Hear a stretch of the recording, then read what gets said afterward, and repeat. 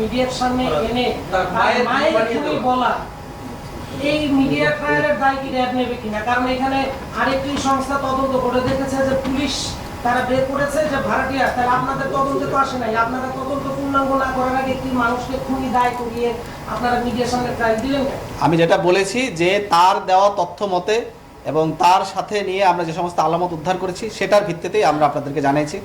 Media ব্রিফিংটা কিন্তু মূলত একটা সামাজিক সচেতনতামূলক কাজ, একটা প্রিভেন্টিভ মেজার্সের একটা অংশ হিসেবে নিবারণমূলক যে কাজ, মানুষ যাতে এখান থেকে শিক্ষা নেয় এবং আমাদের যে অপরাধমূলক কার্যক্রম আছে সেখান থেকে আমরা যাতে সচেতন হই, এটাই কিন্তু একটা উদ্দেশ্য।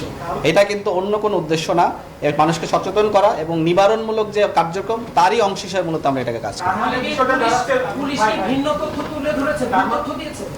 আপনি কখনোই বললেন পুলিশ ভুল তথ্য দিয়েছে। এই তদন্ত, এটা এখন যেটা বলা হচ্ছে এটা পূর্ণাঙ্গ তদন্তের পর অন্য কিছু বের হতে পারে। এটা একটা ডাইনামিক্স, একটা বিষয়বস্তু তো পুরোটাই চেঞ্জ হয়ে গেছে। বিষয়বস্তু কিন্তু পুরোটাই চেঞ্জ হয়ে গেছে। আমি আপনাদের